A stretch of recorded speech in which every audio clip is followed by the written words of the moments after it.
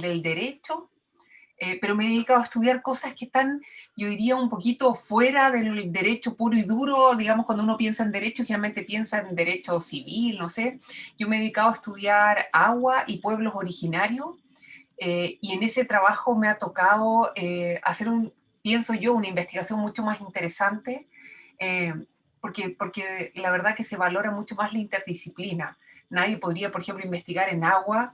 Yo estoy en un centro que se llama Recursos Hídricos para la Agricultura y la Minería, y en realidad los menos necesarios en ese centro somos los abogados. De hecho, creo que somos dos, y todo el resto son ingenieros y son biólogos, y la verdad que es mucho más interesante. Desde que trabajo en ese centro, que es un proyecto FONDAP, el 2013, siento que la interdisciplina es ineludible. Entonces, quiero un poco transmitir eso desde esta perspectiva. Yo tengo un PPT, será muy latero, pero quizás es interesante porque tengo un poquito de derecho comparado que yo creo que puede ser interesante de compartir. ¿Está bien que comparta la pantalla? Y entonces les pongo este. Ay, seguro que se ve todo menos mi... Se ve, ¿no es cierto? ¿Sí? Súper. Bien, entonces es un PPT súper cortito, pero es de Ciencia y Nueva Constitución, porque me pareció que había algún par de cosas que quizás era interesante compartir con todos ustedes, y que podríamos conversar. Evidentemente esto es solo una propuesta de conversación. Y entonces, un poco contarles que me parece que los desafíos de la Constitución, o los problemas que tiene la Constitución de los 80, son aplicables a toda la ciencia. O sea, en el fondo, me parece... Un PPT súper cortito, pero es de... ¿Eso es eco? Sí.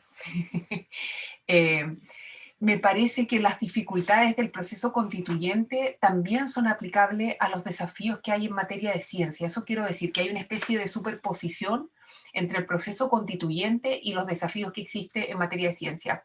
Por ejemplo, en buena medida el proceso constituyente se desencadenó por desigualdades sociales y territoriales. Y a mí me parece que esas asimetrías y esas desigualdades también están en la ciencia y también están en la investigación científica, en la creación de conocimiento.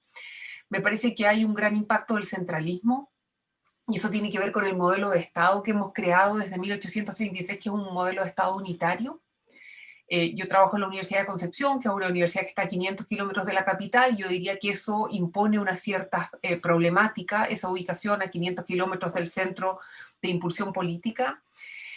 También esta idea de que los privados tienen que actuar primero y que el Estado solo actúa cuando los privados no quieren o no pueden, que es el principio de subsidiariedad. Yo creo que es súper problemático. Claramente el tema de las desigualdades de género y las brechas en materia de género se aplica muy bien al ámbito de las ciencias. Seguramente las colegas que están acá lo habrán vivido en carne propia, digamos, cómo la desigualdad de género y las brechas se muestran y afectan en materia de ciencia. Y me parece que es un elemento que habría que incorporar y que no siempre se toman de la mano. El conocimiento científico es solo un tipo de conocimiento. Entonces a mí me parece que hay un desafío por articular distintas formas de conocimiento. Por ejemplo, la idea de los saberes tradicionales o ancestrales. A mí me parece que incluso algunos podrían considerar que la imposición del conocimiento científico es otra forma de hacer una misión civilizatoria, que es uno de los grandes problemas de las relaciones coloniales como la que hemos vivido en Chile. Eso es parte, me parece, de los debates que hay que dar. No es que, evidentemente no es que aquí yo tenga la respuesta para esos debates, pero me parece que son debates que hay que dar. Lo otro es debatir o conversar acerca de cuál es el objetivo de la ciencia, la técnica y la creación, qué es lo que queremos lograr, dónde queremos llegar. Y a mí me parece que hay que rescatar algo que no está hoy día dicho, que es el logro de bienes públicos. A lo mejor lo que queremos lograr es el bienestar de la población, o el bienestar del ecosistema, o el equilibrio ecosistémico, o queremos erradicar una enfermedad, pero hay que declarar, me parece, el bien público que queremos proteger y fomentar. También echo un poco de menos el logro de bienes colectivos y o sociales, o sea, medir de qué manera la ciencia, la técnica y la creación están al servicio de esas mejoras, pero hacerlo de manera concreta, con indicadores. Eh, También otra manera es decir que esto está al servicio de logros que son individuales o personales. Yo creo que esa es un poco la óptica hoy en día, o del equipo de los investigadores, y hay todo un debate hoy día, por ejemplo, por la precarización de los equipos de investigadores. O sea, el investigador principal quizás tiene un vínculo contractual, pero muchas veces el resto del equipo está muy, muy precarizado desde el punto de vista del trabajo. Y en algunos casos me parece también que el objetivo está simplemente vinculado al prestigio de la universidad o del investigador, y no busca ni bienes públicos ni bienes colectivos o sociales. Ahora, ¿de qué manera trata esto la actual Constitución? La Constitución del año 80 solo tiene una norma en que habla de ciencia, y lo hace en el 19, número 10, y habla de estimular la investigación científica y tecnológica. Pero la verdad es que es bien poca la regulación, o sea, es bien poca. Primero que nada, no está asociada a una garantía, no es algo que uno podría demandar en un tribunal. Y cuando habla de estimular la investigación científica y tecnológica, la verdad es que estimular puede ser simplemente fomentar, es algo en términos de la palabra utilizar como verbo rector. Yo diría que es bien débil, es bastante débil. Y es un derecho social que no tiene garantía, o sea, que no tiene asociada una acción constitucional, como por ejemplo el recurso de protección. Ahora, también evidentemente el estimular tiene que estar asociado a cifras, ¿no es cierto?, duras de datos. Y sabemos, por lo menos el último dato que yo tenía disponible, que el 0,38 del Producto Interno Bruto está destinado justamente a este fomento, a esta estimulación de la investigación científica, pero en países como Israel esto es 15 veces superior. Y si buscamos países que tengan más o menos el mismo ingreso, o sea, equivalente en términos económicos, en el caso de Turquía era alrededor del 1%. Entonces, al parecer habría un acuerdo que el piso mínimo sería al menos el 1%, y como ustedes verán, estamos bastante lejos de esa cifra. Ahora, quizás la pregunta es cómo otros países asumen el tratamiento de la ciencia en sus textos constitucionales. Y contarles que en general el derecho comparado no tiene fuerza vinculante. El derecho comparado tiene por objeto simplemente ejemplificar. ¿Y por qué les digo esto? Porque es súper importante el ejemplo que uno elige. Yo creo que el ejemplo que uno elige no es... el ejemplo que uno elige no es neutral. Cuando decimos que queremos ser como tal país, yo creo que uno tiene que asumir que en la comparación está, en el fondo, realizando una valoración. Y entonces es súper importante que el país que uno elija tenga un fundamento o una justificación para haberlo elegido, y no simplemente sea al azar. Y ahí un poco hablo de cuál es el derecho comparado. Yo hice mi primer Fondesit, el Fondesit de iniciación, cuando recién llegué al doctorado, lo hice justamente en la manera en que el Tribunal Constitucional usaba derecho comparado, y me di cuenta que prácticamente todas las fuentes de derecho comparado que usamos en Chile son desde Europa. Y entonces dije que había una relación, en el fondo, todavía colonial con el conocimiento jurídico, porque pensamos que el referente natural para Chile es Europa. Estoy hablando en el plano jurídico, y esto tiene que ver con la legislación foránea, o sea, con las constituciones. Pensamos que España, Alemania e Italia son los tres grandes ejemplos cuando los queremos comparar en términos de legislación. Y yo no digo que eso no sea relevante, solo digo que no es neutral, que cuando nos comparamos tiene una razón de ser. Y entonces que sería bueno poner arriba de la mesa las razones por las cuales pensamos que Europa sigue siendo el referente natural, cuando a mí me parece que tenemos mucha más cercanía con países latinoamericanos, en términos jurídicos estoy hablando. Y algunos ejemplos: es interesante la Constitución de Portugal, porque habla de innovación tecnológica, habla de apoyo estatal, pero también reconoce libertad y autonomía, y esta articulación de las instituciones científicas y de las empresas. Eso yo no lo he visto en ninguna otra constitución, esta especie de articulación del mundo público y privado. Ahora, me parece que tampoco se puede dejar tan indeterminado. Yo creo que hay muchas zonas grises de cuál es la relación entre el mundo público y privado. Por ejemplo, quién realiza, si es una empresa que mandata la investigación, cuáles son los derechos que va a tener esa empresa respecto de la investigación, quién es el dueño de ese conocimiento generado a través de la investigación, a quién sirve esa investigación, etcétera. Un poco volviendo a lo que ya indiqué antes.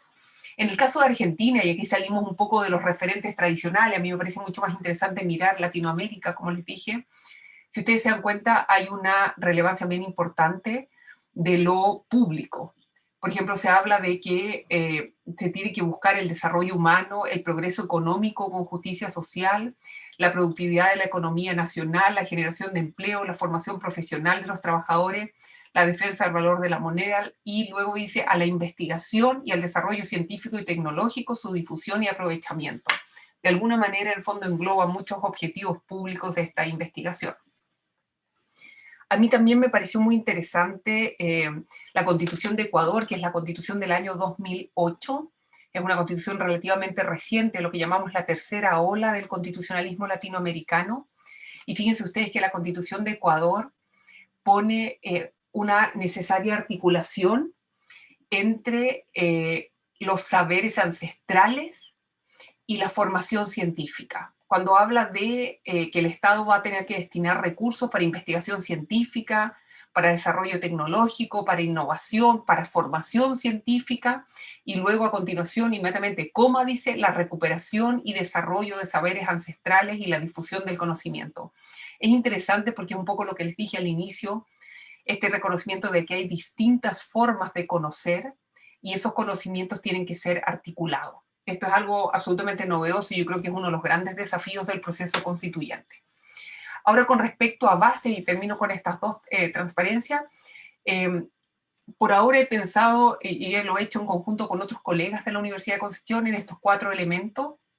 Lo primero es una estrategia nacional de desarrollo, si lo digo en plural, porque pienso que no es un término unívoco, pienso que hay distintos modelos de desarrollo, que ya no esté basado solo en la extracción de materias primas, sino que busque una política pública territorializada, pero que articule las distintas formas de conocimiento. Yo creo que hay que reconocer la existencia del conocimiento científico, pero también del conocimiento de los saberes ancestrales. Pienso que hay que disminuir la competitividad en el modo de hacer ciencia y tratar de buscar estos objetivos públicos de modo colaborativo. Y que el objetivo sea la solución de problemas concretos, ya sea a nivel local, a nivel nacional o incluso a nivel global, pero que tiene que ver con el bienestar de las personas, y por eso lo relaciono con la dignidad humana, que es el centro de los derechos fundamentales. Hay una propuesta concreta que hemos trabajado con un profesor que se llama Marcelo González, de la Facultad de Medicina. Por ejemplo, el profesor González piensa que una propuesta concreta podría ser la existencia de centros de investigación regionales a cargo de los gobiernos regionales, y que esos centros de investigación regionales busquen problemas locales, se adjudiquen fondos, y que esos centros de investigación deban ser, en el fondo, articulados alrededor de las universidades de la región. O sea, que sean centros de investigación colaborativos, cuyos objetivos sean sociales, colectivos y públicos. Y eso cambiaría un poco, ¿no es cierto?, el escenario actual. En tercer término, pienso que también hay que, para fomentar realmente el conocimiento científico, tiene que haber una integración, un trabajo mucho más unido, mucho más colaborativo entre el Ministerio de Ciencias y el Ministerio de Educación, porque efectivamente esto no puede darse solo en el nivel de la educación superior. Esto debiera comenzar mucho antes, esta articulación, estos objetivos, esta formación, para realmente potenciar la educación científica, el pensamiento crítico y el método científico en la educación de niños, niñas y adolescentes. Y finalmente pienso que el derecho o la formulación concreta de la educación o del conocimiento científico, de la técnica y la creación, no solo debe llegar al catálogo de derechos fundamentales, sino que debiera trabajarse como una base de la institucionalidad. Una base significa que es un principio que sirve para interpretar otras partes de la Constitución. O sea, si establecemos que es necesaria la ciencia, la investigación y el conocimiento para el desarrollo social, cultural y económico del país, quizás después eso se puede utilizar para, en el fondo, implementar una serie de políticas públicas que logren, en el fondo, concretar esto. El pie entonces a Norberto para que continúe. Dale, Norberto.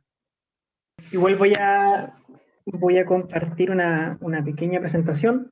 Antes de eso, contar que hay varios elementos En realidad casi todos los elementos que comentó Amaya son comunes igual al trabajo que nosotros hemos realizado desde la Asociación Nacional de Investigadores en Posgrado y también desde el equipo donde también he tenido la oportunidad de trabajar con Marcelo.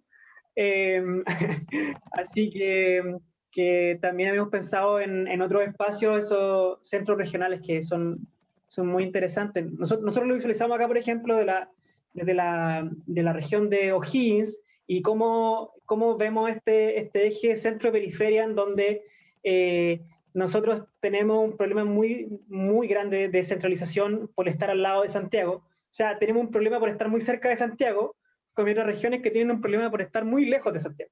Entonces ahí hay un eje centro-periférico que hay que atacar, en donde, por ejemplo, propuestas como la que contaba Maya, o la que se han ido trabajando, por ejemplo, las que decían Marcelo, con la que hemos conversado en alguna instancia, son muy interesantes de analizar. Así que voy a tratar de hacer más que nada como un complemento en torno a lo que dijo Amaya, entendiendo que hay una...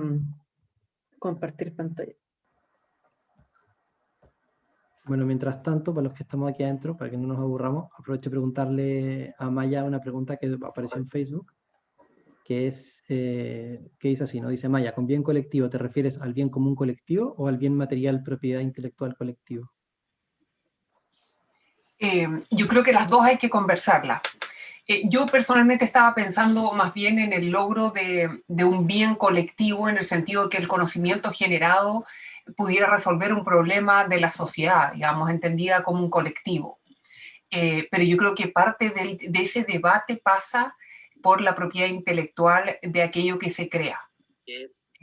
Y creo que se da en varios niveles ese debate, porque uno es la relación entre el investigador y la universidad, pero creo que esa ecuación es aún más compleja cuando el mandante, por ejemplo, es un privado, porque la universidad puede ser una universidad pública, pero si esa investigación la financia un privado, el privado es dueño de aquello que se investiga, sigue siendo el investigador, si eso va en beneficio de la población.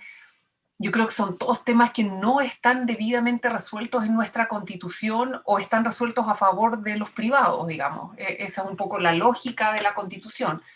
Esta idea de que los privados tienen que tener cierta prevalencia por sobre lo público y también considerado a título individual y no colectivo. Yo creo que son todos temas súper interesantes y no es que yo tenga la respuesta, sino que simplemente me parece que es importante ponerlos sobre la mesa. Súper. No sé, Alberto, si ya puedes compartir. Ya, como decía, voy a tratar de complementar algunas cosas que dijo Amaya, que es una gran presentación, y es algo que hemos estado conversando en la Asociación Nacional de Investigadores e Investigadoras en Posgrado, en donde hemos ido dando discusiones sobre las propuestas para una nueva constitución desde el conocimiento. Y tal como decía Amaya, entendiéndolo no como un conocimiento plenamente científico, sino que como conocimientos que van desde ¿cierto? Lo científico, los saberes ancestrales y otras formas de conocimiento colectivo que van creando las comunidades a lo largo de la historia.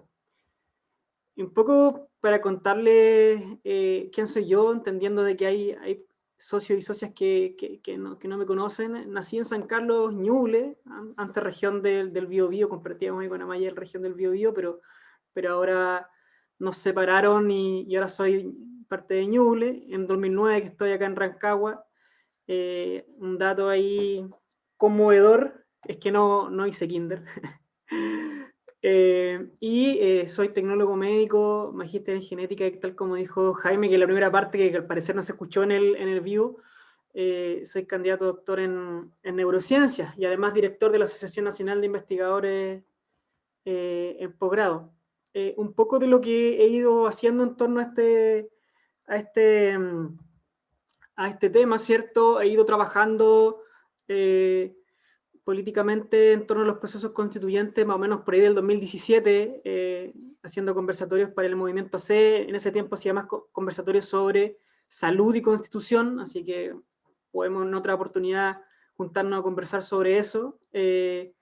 Y después cuando fui entrando a la asociación y en otros espacios fui interesándome mucho más desde el punto de vista del rol del conocimiento, no tan solo en el proceso constituyente, sino que también en el Estado y en el país. Bueno, tratemos de pensar un poco la Constitución en el ámbito más bien dogmático y en el ámbito orgánico, entendiendo el ámbito dogmático como los derechos, ¿cierto? El artículo 19, bueno, que ahí Amaya, me siento un poco incómodo, Amaya, hablando de estas cosas contigo presente, pero vamos a hacerlo lo mejor que se pueda. ¿Cierto? Que la parte como más romántica, que a mí me gusta decirlo, de las constituciones, donde vamos a reflejar los derechos que deben estar garantizados en este espacio, y una parte más bien orgánica, de que es cómo vamos a hacer carne esta parte más bien dogmática. Yo creo que aquí hay que tener una relación, porque hemos conversado mucho de lo dogmático, creo yo, en todos los espacios, y lo orgánico que puede ser, bueno, para algunas personas un poco más aburrido o menos interesante, es muy importante, porque una de las cosas que tiene esta actual Constitución es que la parte orgánica deja amarrada muchas cosas, ¿ya? Y deja ambigüedades y cosas no claras que permiten que haya muchas veces interpretaciones medias raras, sobre todo desde el Tribunal Constitucional. Hay ciertos elementos que son bastante interesantes de conversar, entendiendo un poco el rol que tiene la Asociación Nacional de Investigadores en Posgrado y cómo desde ahí nos posicionamos en torno a este proceso constituyente.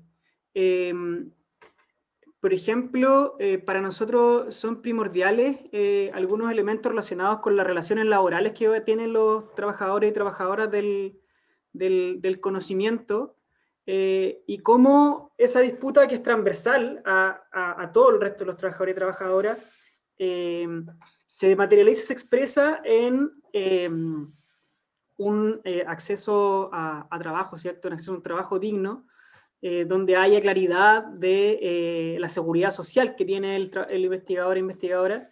Ahí está. ¿Cuál es? ¿En cuál está? ¿En la 4 todavía? A ver, ¿en cuál estás ahí? Cambia la otra. La siguiente. Ahí. Esa. Vale. Ya, estoy un poco conversando del derecho al trabajo, ¿cierto? Un derecho al trabajo en donde creemos que la nueva Constitución debe declarar que Chile es una república democrática fundada en el trabajo. En ese sentido, la nueva Constitución debe reconocer el aporte fundamental que realizan los trabajadores y trabajadoras y terminar con las asimetrías de poder entre capital, trabajo y entre producción y reproducción. Eso también se visualiza en el trabajo que realizan las personas que están destinadas a crear conocimiento, trabajadores y trabajadoras del conocimiento, en donde esa asimetría se expresa básicamente en una precarización laboral. Esta precarización laboral que impide que nosotros tengamos una seguridad social, y que al no tener esta seguridad social nos lleva a un estado prácticamente de inexistencia para el Estado, inexistencia de todo tipo, lo cual nos priva del derecho a la salud, nos priva de un derecho a la vivienda, nos priva del derecho al mismo goce del beneficio de los productos del conocimiento, y nos pone como un grupo de la sociedad marginado, ¿ya? Eso sí, que hay que destacar ahí que es una marginación más bien de tipo económica. Si uno la quiere ver en términos más liberales, es una marginación en torno al mercado, pero es una marginación finalmente que se cruza con ciertos abusos y ciertas limitaciones en torno al cumplimiento de derechos sociales básicos, ¿ya? Al no tener una seguridad social, no tener un trabajo digno, un trabajo seguro, no existe una posibilidad en que nosotros podamos acceder a derechos sociales básicos, ¿ya? Y además, como la Constitución no los garantiza, eso nos pone en el mismo escenario que tienen una gran cantidad de chilenos y chilenas, que es tener netamente la única solución, el acceso a ciertamente al endeudamiento, ¿ya? Pero también se nos dificulta el endeudamiento, porque al no tener ningún sueldo, gran parte de trabajadores y trabajadoras no tener ningún sueldo que justificar, te impide, por ejemplo, el acceso a crédito, o te impide el acceso a la bancarización, te impide el acceso a ciertas formas de endeudamiento. Por tanto, se genera ahí una especie de bola de nieve que lo que viene a hacer es limitar las capacidades que tienen los trabajadores y trabajadoras del conocimiento para generar un desarrollo como persona. Yo creo que eso debe solucionarse y debe quedar zanjado en la Constitución, que debe haber un derecho al trabajo y que ahí el Estado debe cumplir y debe acabarse la precarización laboral en todas sus formas, desde la explotación laboral en cosas en horas, que es algo que no está muy bien zanjado en los trabajadores del conocimiento, y también algo que tiene que acabar es la precarización de los contratos, ¿ya? Hay que revisar nuevas formas, tenemos que dejar un marco constitucional que nos permita revisar y repensar la forma en que se generan los trabajos y los contratos en Chile, pasar o sea, pensar en la eliminación de uno de los subcontratos, otro de los contratos honorarios, y repensar las contratas, entendiendo que tampoco son muy esperanzadoras, que digamos. Y el otro punto que hablaba, que era el derecho al conocimiento y el goce seguro de sus beneficios. Espérenme que está entrando un invitado más. En este aspecto,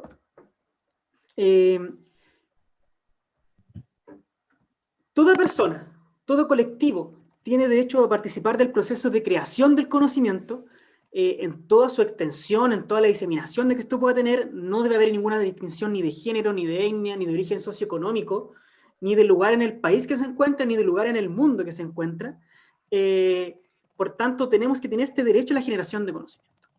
Y esto, acá donde pongo yo el ojo, y que un poco lo que había hablado Amaya, de que no tiene que ver solamente con los conocimientos de tipo académicos, sino que también todos los acervos ancestrales, todos los acervos territoriales, así como la protección que deben tener las personas con respecto al avance científico y técnico. Por ejemplo, repensar los avances en la genética, cómo eso vamos a generar un estado robusto que proteja a las personas de las posibles entradas de las empresas que manejan bases de datos, ¿cierto? Donde cada vez se tiene más conocimiento de la genética de una persona, y por tanto ese conocimiento genético te puede llevar a ponerlo al servicio del mercado, y eso puede limitar los derechos de acceso a salud, por ejemplo, acceso a planes de salud, acceso a pérdida por distintos riesgos a algunos contratos, etcétera, etcétera. Entonces, esa protección del Estado debe estar. Y ahí es súper importante el tema de los conocimientos ancestrales y territoriales, ver cómo se hace una promoción, cómo se hace una conservación y cómo se hace un desarrollo de ello.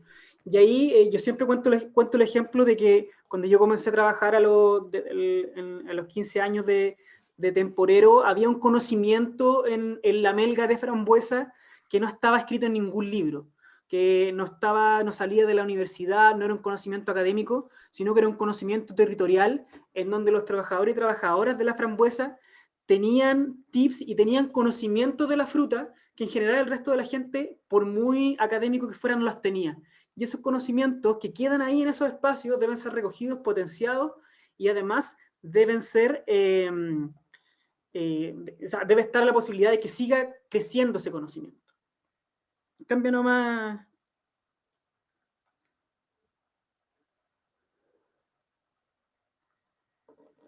Jaime. Ya, en respecto a la institución y un poco más pensando el aspecto orgánico, ahí concuerdo con que debe haber una descentralización, y ahí tenemos que, por ejemplo, pensar qué tipo de Estado queremos. Si yo, o sea, en mi punto de vista personal, me dicen que no se escucha, ¿se escucha o no se escucha? Bueno, si no se escucha, después lo vamos a resubir, y esto... Sí, estoy pensando que a lo mejor, para evitar, podríamos cortar el streaming y luego lo subimos entero Sí. como video, y más cómodo, ¿no? Mejor, lo vamos a cortar.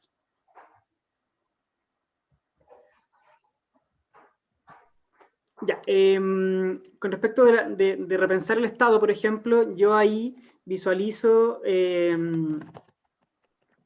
varias cosas. Una de ellas es cómo tenemos que repensar nuevamente la administración, la forma de separación de las regiones, si es que son regiones lo que queremos, cómo debe reorganizarse el Estado, entendiendo que la organización del Estado, y ahí es una crítica que yo hago a la regionalización actual, en donde las lógicas para la creación de regiones muchas veces no tienen una explicación más bien científica o una explicación desde el territorio, más que la necesidad de separarse de un espacio que uno considera centralista. Porque, por ejemplo, el tema de la región de Ñuble, ahí había una necesidad de separarse de un espacio que se consideraba centralista, que era Concepción, pero en términos concretos no había no había ningún efecto a largo plazo positivo que permitiera, ¿cierto?, que esa regionalización fortaleciera el espacio regional.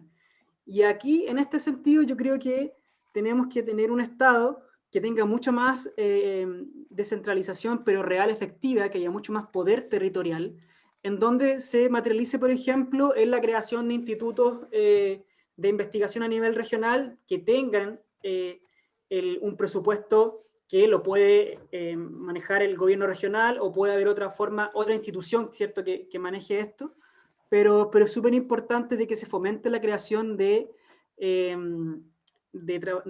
ciencia y conocimiento regional, entendiendo que hay un problema, por ejemplo, con los fondos, y en donde hay 2 o 3 universidades que se llevan gran cantidad de los proyectos, y que en realidad tenemos conocimiento regional o ideas regionales que se están perdiendo, porque hay ahí una asimetría tanto en el background de la universidad como también en la descentralización como tal. Ahí, en torno a algo que se ha conversado bastante, que yo creo que deberíamos conversarlo, que tiene que ver con la toma de las decisiones basadas en evidencia.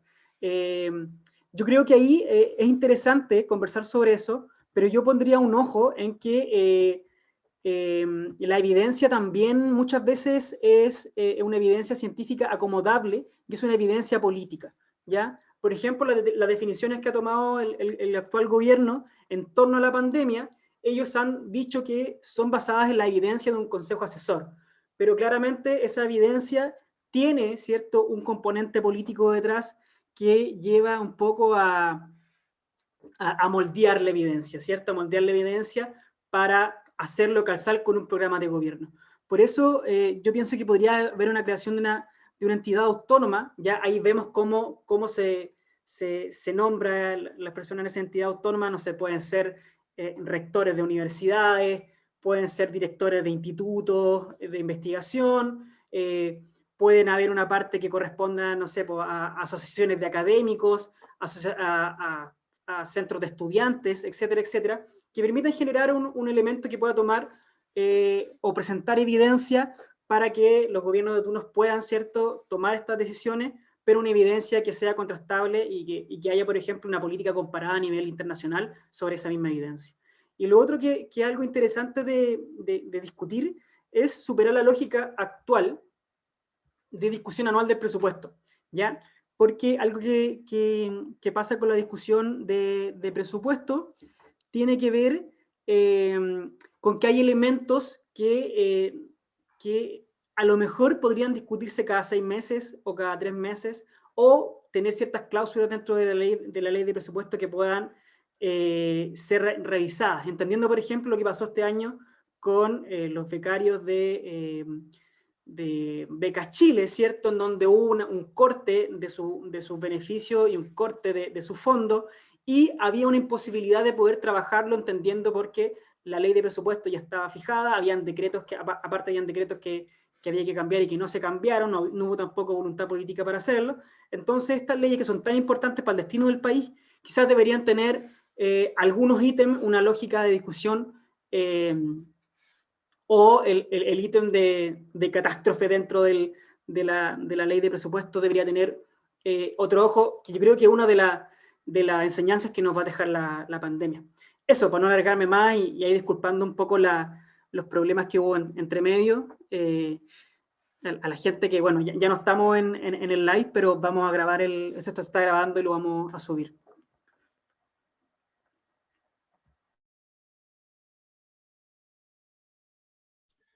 Bueno, gracias, Norberto, no te preocupes, que es difícil ser maestro de ceremonia y además presentador y además camarógrafo, digamos, así que suerte Y tenemos de que podamos estar aquí conversando y vamos a aprovechar al máximo posible, bueno, a ti y a Maya. Entonces, no sé si les parece, pero la dinámica es que si alguien quisiera hacer alguna pregunta, pues puede ponerlo por el chat o puede levantar la mano, como quiera, yo, y vamos haciendo eso. Amaya, tú querías decir algo, parece. Deja de yo tengo una compartir la pantalla. pregunta.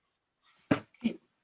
Yo tengo una pregunta bueno, para todos, para Norberto, pero también para todos quienes están aquí, en relación a... Yo he visto una especie de sentido común, a veces lo veo, de ciudadanos que piensan que en esta oportunidad la voz de los expertos debiera ser un poco más, digamos, disminuida en términos del proceso constituyente. O sea, que la voz de quienes lleguen a la constituyente debieran ser ciudadanos comunes y corrientes, digámoslo, y yo diría que esto afecta más a los abogados. Debieran haber menos abogados, menos expertos y debiera ser más bien la ciudadanía. Pero lo haría extensible al conocimiento más experto, pensando en que la Constitución es una norma como de convivencia, una norma de sentido común. Y entonces no sé qué respuesta tendrías a eso, Norberto. Si alguien te dijera eso, oiga, pero mire usted todos los estudios que ha hecho, ¿por qué usted piensa que va a ser un aporte? En el fondo, si la Constitución es simplemente una norma para ponernos de acuerdo cómo queremos vivir. Sí, yo creo que ahí es interesante esa pregunta, como el por qué yo. ¿Ah? ¿Por qué yo, señor? Mira, yo creo que ahí es interesante poder hablar en torno a lo mismo que veníamos viendo, que tiene que ver, conmigo abierto, JM, que tiene que ver con una construcción colectiva. Yo creo que este proceso constituyente, una de las cosas que tiene que quedar zanjado es que hay un espacio y una apertura a una democratización real del proceso constituyente. Y yo creo que ahí, claro, si bien, por ejemplo, a lo mejor yo me posiciono desde un espacio, claro, director de una asociación de investigador e investigadora, que pueda sonar como experto en, yo creo que el rol que tenemos que cumplir todas estas personas es abrir, ¿cierto?, abrir las discusiones para generar especies de mandato. Yo creo que si somos capaces de generar una especie de mandato constituyente en donde se puedan recoger todos estos conocimientos y saberes, porque al final estamos hablando de una sociedad que en realidad en su conjunto ha sufrido como los embates del neoliberalismo y que yo creo que cada uno ahí tiene cosas que decir, pero ciertamente por otra parte, tal como decías tú, de hecho hubo una encuesta donde decía que la gente prefería como los expertos por sobre el dirigente medioambiental o por sobre el dirigente social. Había ahí una valoración por la expertise. Pero yo creo que hay que generar ahí una especie de balance en donde dentro de los mismos programas de los constituyentes haya un 50-50 entre expertise, evidencia escrita en un paper o escrita en un libro y evidencia que provenga de las vivencias de cada uno y cada una. Yo creo que eso es central para poder construir un proceso constituyente democrático. No sé si por ahí va.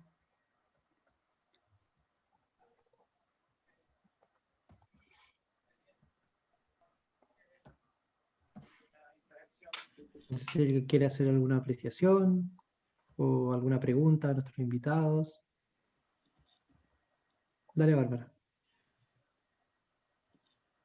Ahí sí me voy a ir. Estamos en vivo en activando. Facebook de nuevo. Estamos en Facebook de nuevo. Estamos en Facebook de nuevo.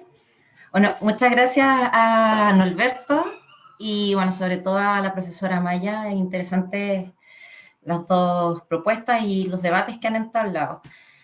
Las preguntas van dirigidas a Maya y voy a tomar ciertos, yo creo que me voy a agarrar del punto 3 sobre la política integradora entre el Ministerio de Ciencias y el Ministerio de Educación. Actualmente el Ministerio de Ciencias está trabajando en un espacio que se llama Mesa de Talentos, Mesa de Formación de Talentos. Y en esa mesa de formación de talentos ya se está trabajando con el Ministerio de Educación y que de hecho hace un par de días ANIP y otras redes también participamos en ese plenario de la presentación de la política.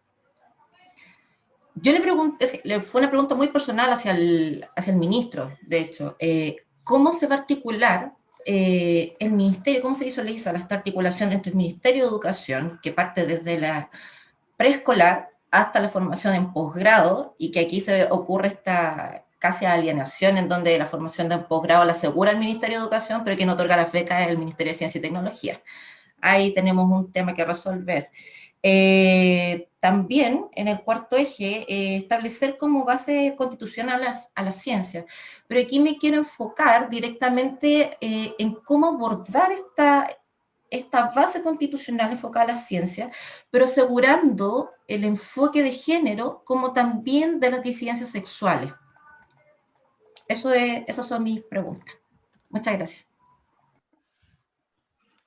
¿Contesto de inmediato? Sí. Ya, súper. Gracias, Bárbara. Yo pienso que la perspectiva de género va a ser una base fundamental también que debiera permear toda la Constitución.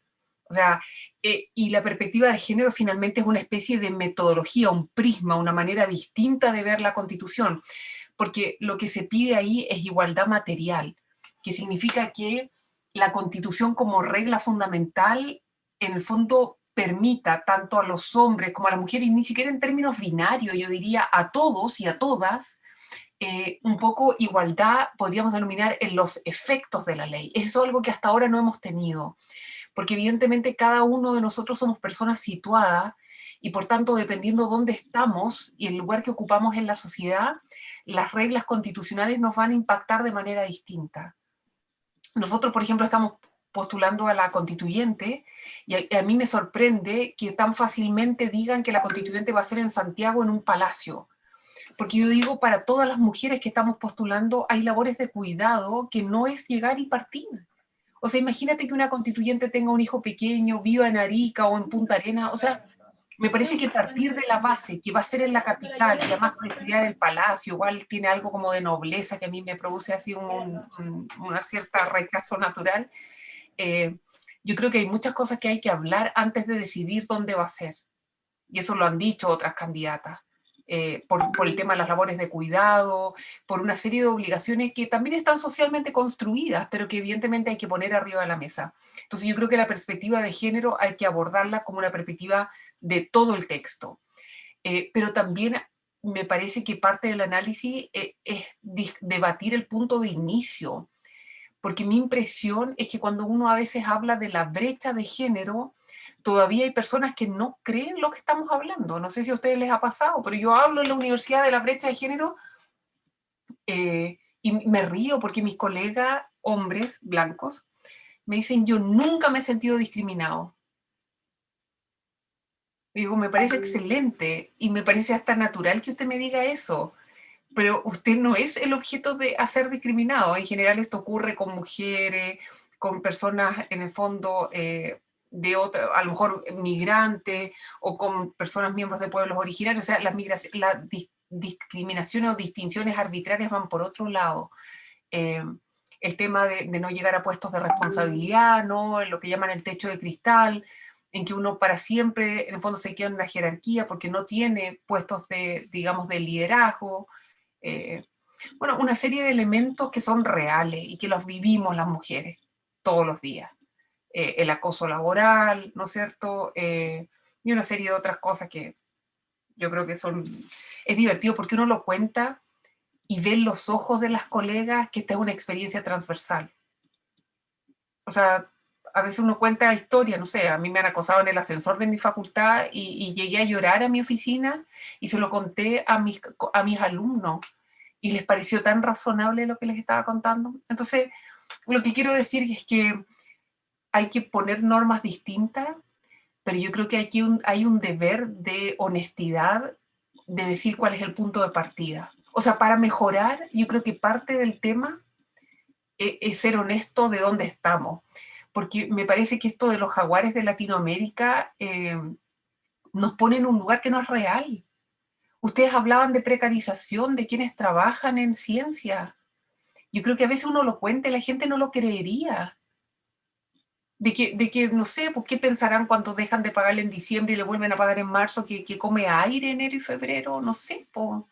O tantas otras cosas, yo pienso, o lo que los mismos proyectos de investigación millonarios solo consideren contratos de trabajo para los investigadores principales y todos los otros colaboradores queden sin seguridad social. Yo creo que hay tantos elementos que hay que considerar y que es necesario poner sobre la mesa. Yo diría que por ahí va un poco, Bárbara, la perspectiva de género tiene que ser una perspectiva de todo el texto, y en el caso de las minorías sexuales también el mandato de no discriminación arbitraria.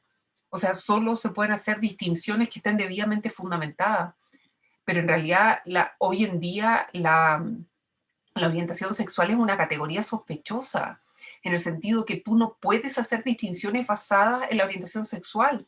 Es más, a mí me parece que la orientación sexual es parte de la vida privada de las personas. Entonces debiéramos empezar ya a eliminar algunas preguntas de nuestro currículum. Por ejemplo, me parece impropio que te pregunte por el estado civil. El estado civil es irrelevante respecto a un trabajo. Me parece inadecuado que pregunten la edad. La edad es irrelevante respecto a un trabajo. Me parece inaceptable que pidan una foto. La apariencia física es irrelevante respecto de las capacidades laborales. Entonces, en el fondo hay una serie de elementos que tenemos naturalizados respecto de las demandas que muchas veces afectan nuestra vida, nuestro derecho a la vida privada. Y yo creo que eso también lo tenemos que actualizar, digamos. No sé si eso responde en parte a tu pregunta, Bárbara. Sí, en parte. Ahí yo creo que quedamos al debe cómo se articula el Ministerio de Ciencias con el Ministerio de Educación. Sí, lo que pasa es que, sí, tienes toda la razón. A mí me parece, Bárbara, que eso también pasa por trabajar esta forma jurídica de Estado. O sea, yo pienso que las políticas van a tener también ser como localizadas. No creo que se pueda hacer lo mismo a nivel nacional. Y si tenemos un Estado regional, vamos a tener que crear órganos territoriales, locales, regionales, con competencia. Y entonces esa articulación a lo mejor no va a ser igual para todo Chile. Tiene que haber a lo mejor un mandato de articulación, pero cómo se baja eso a la realidad yo creo que puede ser distinto para distintas partes de Chile. Podrá estar regido por principios comunes, pero la concreción yo creo que tiene que ser territorial. Tampoco pienso que tenga sentido que sea igual para todo Chile, sinceramente. Muchas gracias. Fernando, luego Carla. Bueno, muchas gracias por su presentación. Lamentablemente no pude ver todo porque llegué un poco tarde, pero y es un poquito enfocado que parte de lo que estuve entendiendo, lo que estuve escuchando, como que siento que no permeaba bien la idea entre constitución y ya como el lado típico del gobierno, esta parte de la conversación sobre los ministerios. Puntualmente la idea de institucionalizar el conocimiento y la ciencia, las culturas en general, a nivel como constituyente, se podría llamar a nivel de constitución. ¿Ustedes apoyarían o serían parte de una idea de la creación de una institución para el conocimiento, algo así como una biblioteca nacional, pero tipo Biblioteca Alejandría, que logre unir a las universidades, a los centros culturales, a todos los centros en realidad de desarrollo de cultura en el país y pasando en ello de ciencia e investigación a nivel nacional, y esto de la mano con una institucionalidad, como, por ejemplo, como se ve Contraloría o Contralorito para todos, que se vea una idea de una institución que organiza las universidades, porque algo que hemos visto en Chile es que las universidades son órganos totalmente independientes y totalmente al alero del mercado. Y seamos sinceros, el ministerio en este punto que se vendía casi como la cura al cáncer, de que va a ser lo mejor, nos hemos dado cuenta que ha sido, yo creo que uno de los peores males que hemos tenido en términos de gasto en ciencia, y eso nos ha repercutido a todos nosotros como investigadores. Y el que diga no, que tire la primera piedra, porque lo que se pensaba como solución no ha funcionado. Entonces, esta idea de poder institucionalizar la ciencia desde la Constitución, ¿ustedes apoyarían o qué opinan al respecto? Si sería una buena idea. Eso.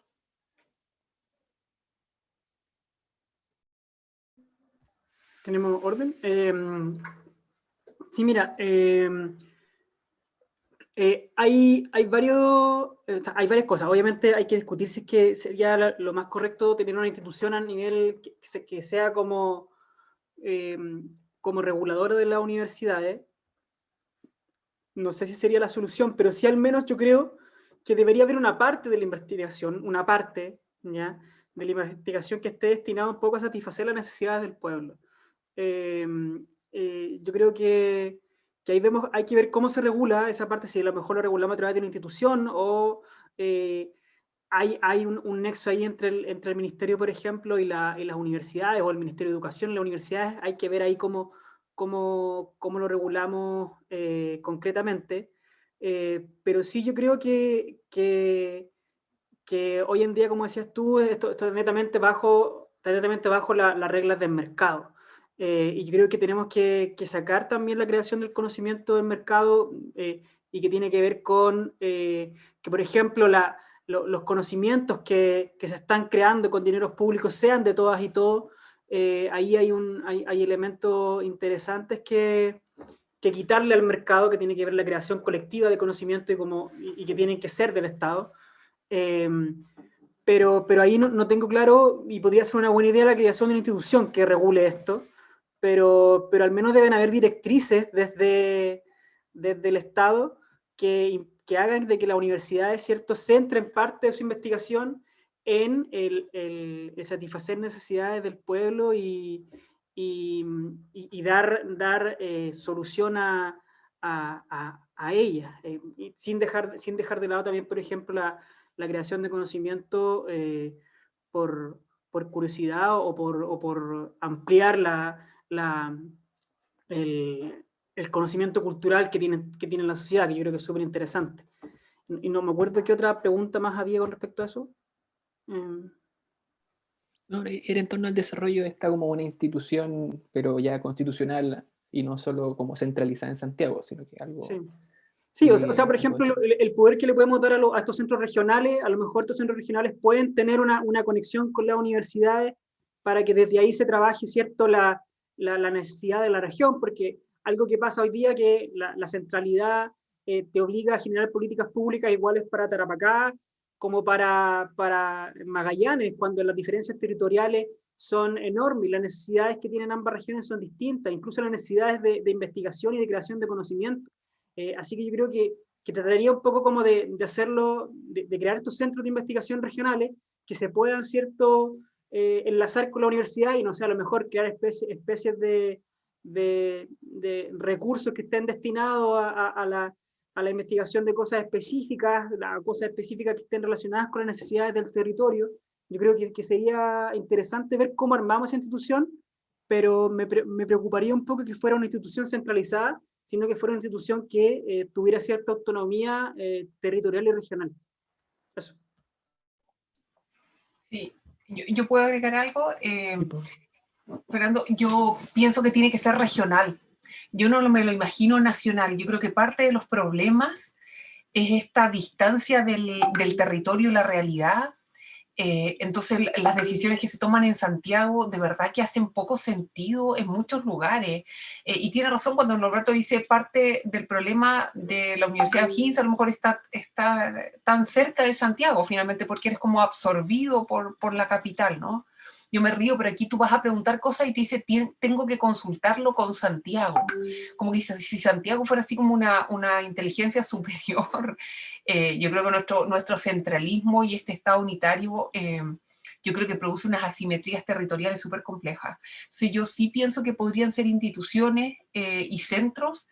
Lo que yo he conversado con otras personas es la idea de centros regionales que favorezcan un trabajo cooperativo entre las distintas universidades del territorio, y evidentemente los fondos tendrían que estar destinados a resolver problemas de esas regiones.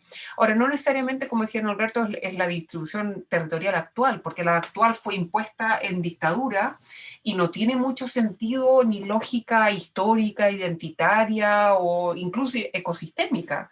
Entonces, claramente hay que repensar los límites de las macroregiones, digamos, pero yo creo que tendría que ser a nivel local, para resolver problemas locales y para fomentar un trabajo colaborativo que busque bienes públicos, y no lo que tenemos hoy día, que finalmente es un mercado. Pues tenemos un sistema neoliberal que se aplica también al conocimiento y que busca fines individuales y finalmente como la privatización del conocimiento. Yo creo que eso es súper grave.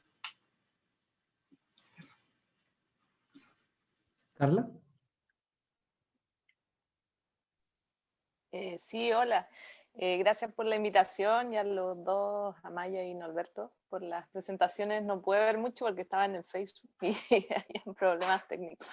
Pero tengo varias preguntas, pero voy a tratar de ser breve.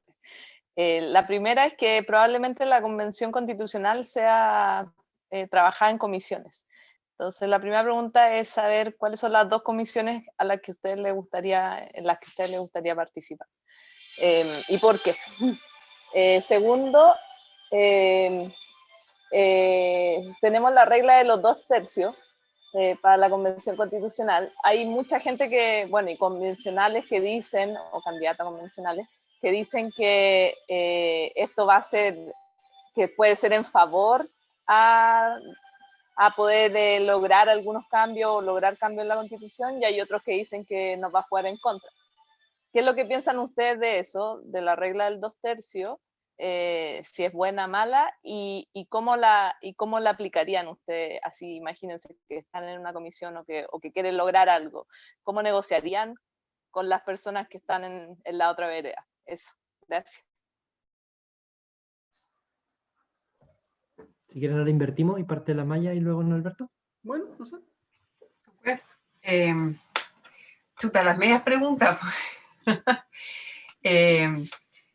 Sí, sabes, antes de decir en cuál quisiera estar, yo creo que uno de los debates pendientes es decir cuántas comisiones van a haber. Porque el tema es que lo que le vemos a comisión es porque le estamos dando una especial importancia. Entonces, por ejemplo, yo encuentro súper problemático que Fuerzas Armadas sea una de las comisiones. O sea, en el fondo, igual tenemos que elegir bien los temas. Nadie sabe realmente cuántas van a ser. No es que vayan a ser 10, 12, no sabemos, porque va a depender un poco del reglamento de la Convención Constitucional que no está dictado todavía. Pero yo creo que es muy importante elegir bien las temáticas y que tienen que ser temáticas transversales que permitan realmente lo que se llama un constitucionalismo transformativo, o sea, que nos permita realmente solucionar o al menos abordar en profundidad las temáticas. A mí me interesaría mucho quedar en la de medio ambiente, pero medio ambiente entendido como un derecho a un ambiente sano, que tiene que ver con temas mucho más allá de la contaminación, tiene que ver con los equilibrios, con el ecosistema, con los seres sintientes más allá de las personas humanas, con los conocimientos ancestrales, con terminar con un modelo en el fondo puramente extractivista desde el punto de vista económico, con la valoración de los recursos naturales solo desde una perspectiva económica, con el derecho de propiedad sobre el agua. Eso a mí me interesa mucho. Y me interesaría mucho trabajar con los constituyentes indígenas para permitir un reconocimiento de pueblos originarios que vaya mucho más allá de solo un artículo, una especie de folclorización de lo indígena, en que simplemente digan que hay múltiples pueblos originarios. Eso a mí me parecería un fracaso. Yo creo que lo que debemos, en el fondo, empujar es que los pueblos originarios y su cosmovisión tengan un espacio en todos los distintos ámbitos de la Constitución. Y eso es mucho más desafiante, un verdadero Estado plurinacional. Esos serían los dos. La regla de los 2/3, estoy en parte de acuerdo con la regla de los 2/3 porque supone que en la Constitución debieran quedar aquellas materias en las que hay un gran consenso constitucional, y los consensos constitucionales son importantes para el equilibrio, para la coherencia del modelo constitucional. Y puede operar en dos sentidos. La gente tiende a pensar que la derecha va como a poner la pata encima y va a obligar a poner la agenda. Pero piénselo de esta manera, la derecha va toda unida en una sola lista y la izquierda va en 7 a lo menos. Y entonces a lo mejor vamos a terminar dando las gracias de las 2/3 porque nosotros vamos a hacer el tercio. Entonces nosotros vamos a poner el veto. Lo que pasa es que siempre lo presentaron al revés, como que el veto iba a venir de aquellos que no querían cambiar nada. Ojo, podría ser justo al revés, en el sentido de finalmente igual va a haber una estrategia, va a haber una táctica en que algunos temas van a quedar y otros no van a quedar en la Constitución. Y eso no es tan malo, porque finalmente lo que no quede en la Constitución será objeto de un debate político a nivel legal, y eso también está bien.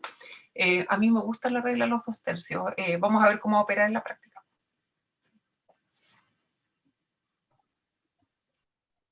Dale, Norbert. Estoy silenciado, ya no estoy silenciado. Mira, interesante el tema de las comisiones. A ver, yo, por mi formación profesional, por lo que he hecho en los últimos años, por lo que he venido trabajando, me interesaría mucho, por ejemplo, una comisión de salud, entendiendo la salud como un bien público, ¿cierto? Como un bien de responsabilidad colectiva, y en donde tenemos que entender la salud no solo como la ausencia de enfermedad, sino que como la presencia de un bienestar completo para la sociedad. Yo creo que hay elementos que podríamos conversar en otro día, que es bien interesante. Y ahí es súper interesante también cómo construimos la educación, ¿ya? Y cómo hacemos que desde la educación un eje rector que nos lleve, ¿cierto?, hacia la discusión de ciencia y conocimiento y la construcción y la formación, por ejemplo, de investigadores e investigadoras. Tenemos una desigualdad que viene desde la cuna, ¿cierto?, que se expresa en las primeras instancias de educación preescolar, y que se van acentuando a lo largo de la vida del estudiante, y luego esa misma segregación, que es una segregación que muchos y muchas hemos vivido durante la vida, nos lleva a tener desigualdades e inequidades tremendas que subsanar, y ahí la relación entre el Ministerio de Ciencia y Tecnología y el Ministerio de Educación es central para poder generar políticas que vayan en el ámbito de solucionar estas inequidades, de avanzar en una generación de educación y en generar una disputa cultural finalmente, tal como lo decía ahí Gramsci, que me gusta a mí leer de repente. Entonces yo creo que esa sería una de las comisiones. Y con respecto a los 2/3, claro, el tema de los 2/3 fue bien bullado porque tal como decía, no, en la trampa. Pero recordemos, por ejemplo, que la misma constituyente boliviana tuvo 2/3 de quórum, y tiene que ver con la expresión de mayoría. Puede haber sido 2/3, puede haber sido 3/5, puede haber sido 4/7, pero sí había que, por la importancia del texto constituyente, había que tener una mayoría clara que fuera capaz de poner en ese espacio lo que necesitamos. Porque, ojo, si hubiera sido mayoría simple para aprobar cosas en la constituyente, la derecha y otros partidos de la concertación pro-neoliberales habrían tenido los votos de más para pasar muchas cosas en la constituyente. Entonces, tal como está la importancia de construir mayorías para que se expresen en la Constitución cosas que para nosotros y nosotras son importantes, construir estos 2/3 es esencial. Pero también es súper importante, tal como decía Maya, construir el tercio que tenga capacidad de veto de cosas que son básicamente que no deberían estar, ¿ya? Habría sido mucho más fácil con un quórum simple para la derecha mantener las cosas tal como están, ¿ya? Porque nosotros, para poder vetar, tendríamos que haber construido la mitad más 1 para poder vetar algo. Pero ahora tenemos con 1/3 se pueden vetar ciertas cosas que, ojo, después tendríamos que verlas, tendrían que ser materia de ley y no quedar en la Constitución. Yo creo que eso no implica que tengamos que construir una Constitución mínima. Yo creo que tenemos que empujar lo suficiente para que haya una Constitución que exprese y siente los pilares para el fin del neoliberalismo, y avanzar en un modelo de desarrollo que sea mucho más sustentable, amigable con el medio ambiente y con las comunidades. Pero ciertamente ese tercio nos va a permitir poder dejar cosas que entre derecha y algunos partidos de la exconcertación habrían tenido de más para construir una mayoría simple, y nosotros solo teniendo 1/3 tenemos capacidad de veto también. Así que también hay que verlo desde el otro punto de vista y no tener miedo a la construcción de mayorías.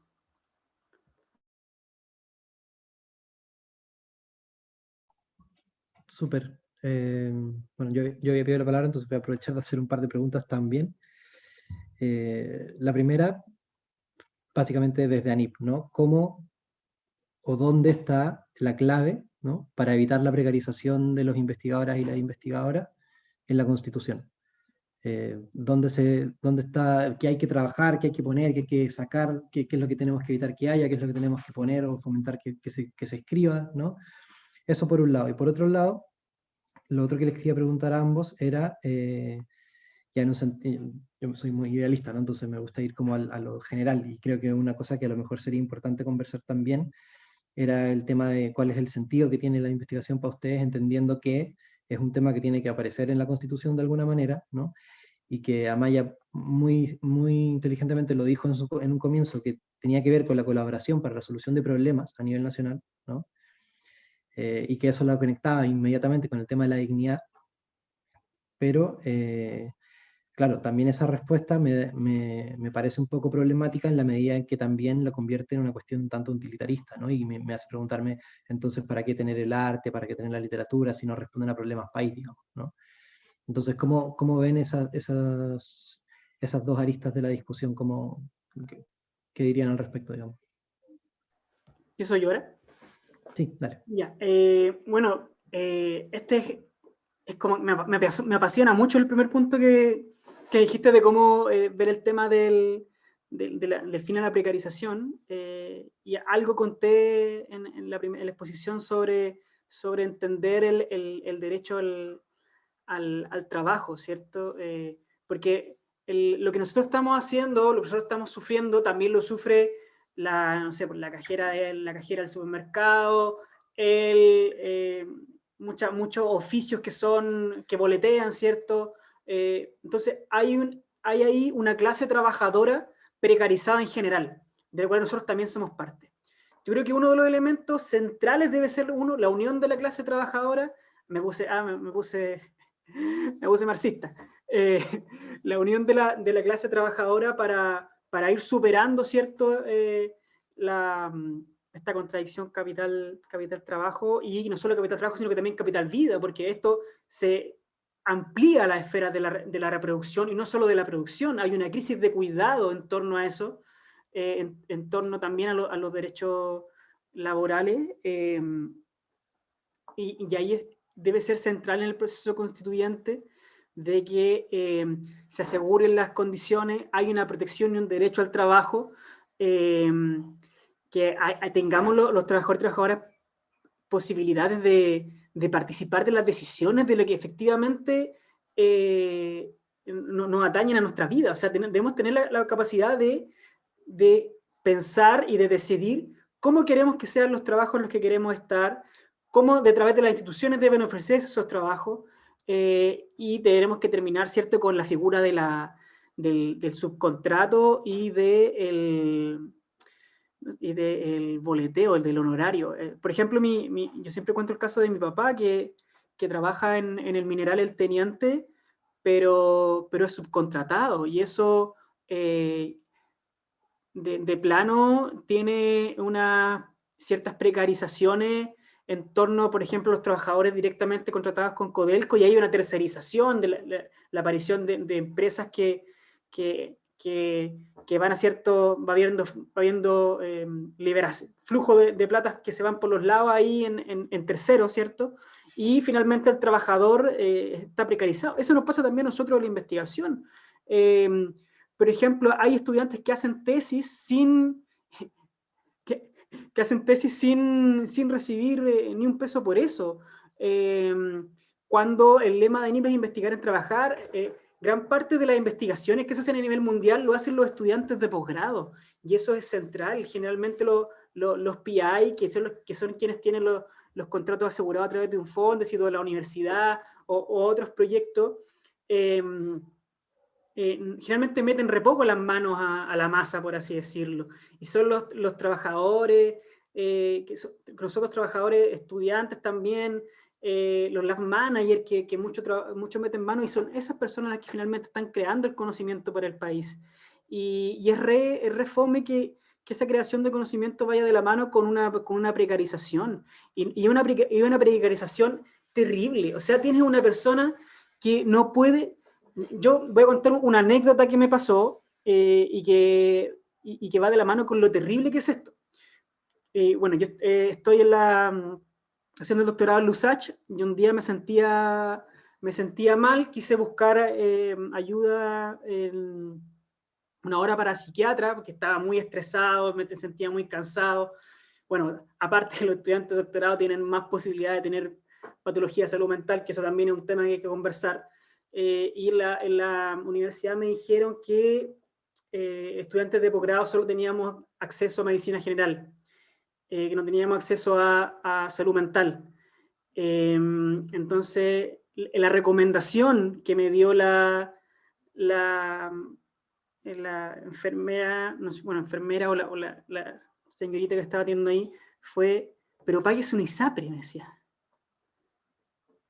Entonces, es terrible porque estar en este limbo, que no eres estudiante, o sea, para la universidad eres estudiante, pero para el mundo económico laboral eres un trabajador precarizado, es como un cesante, como que no existes, entonces no tienes la posibilidad de acceder a salud. Y eso es re complejo. A menos que te pagues un ISAPRE, yo sigo ahí, estoy con FONASA, pero es una realidad, entonces eso es terrible.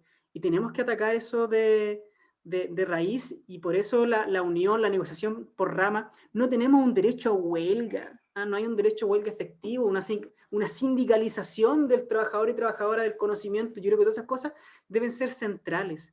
Y yo creo que eso para partir, y de ahí adelante seguir conquistando más cosas. Bueno, me podría extender hasta las 1 de la mañana porque este tema me apasiona bastante. Pido las disculpas.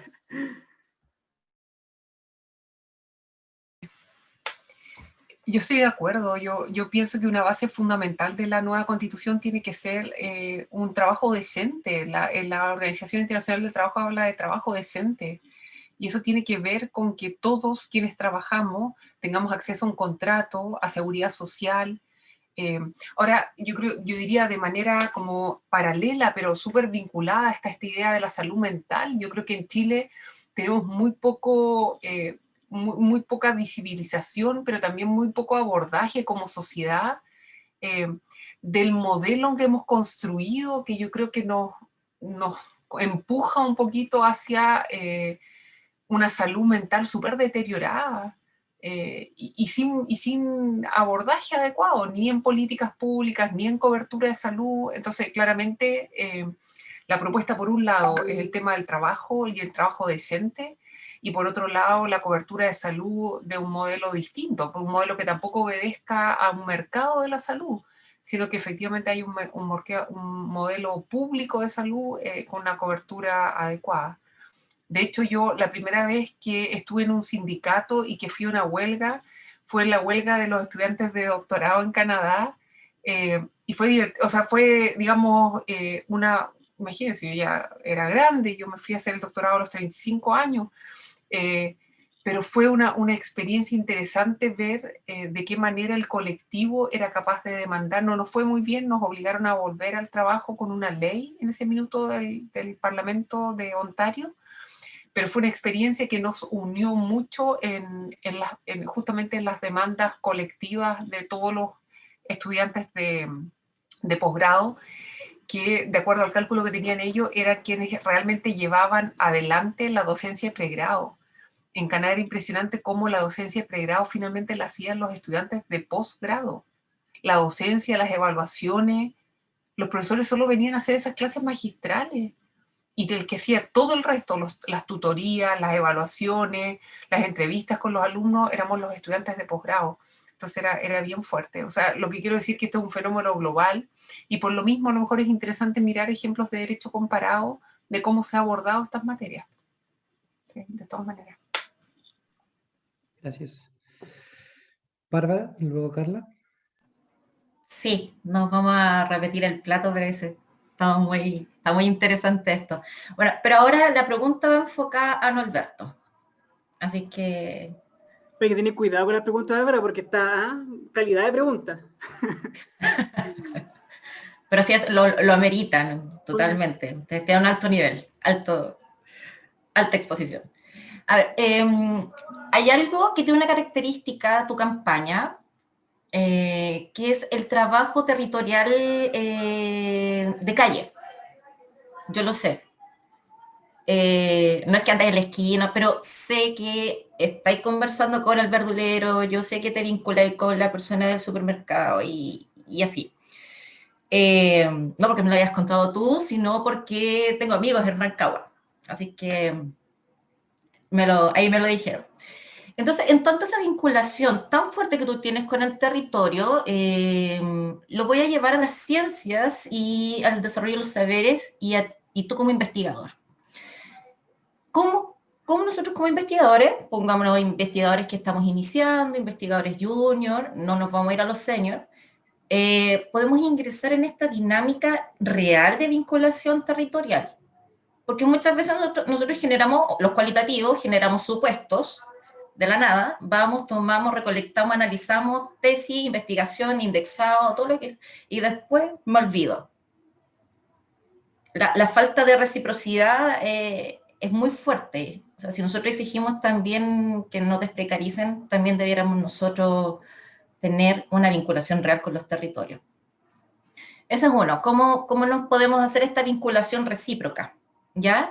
¿Y cómo visualizas que tu investigación y relevación de saberes se co-construya entre el investigador, el sujeto y el territorio, como algo simbiótico, no apuntando a la dictadura de la indexación o a una tesis?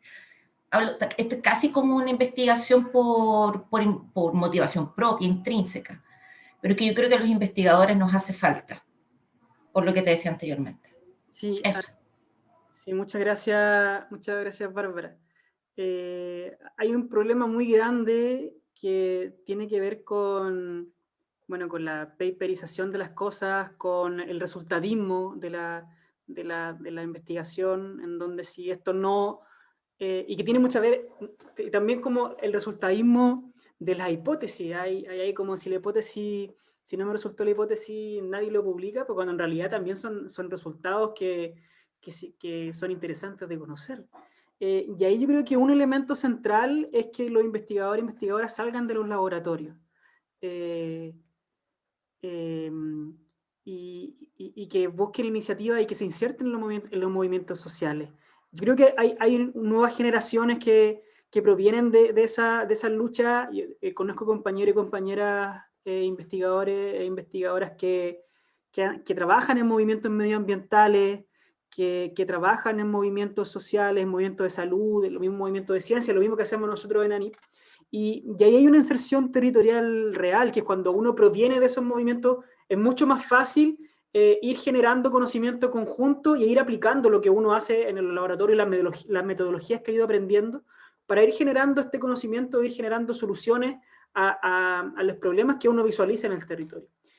Cuando uno, por ejemplo, cuando la gente proviene de otro espacio y quizá un poco más complejo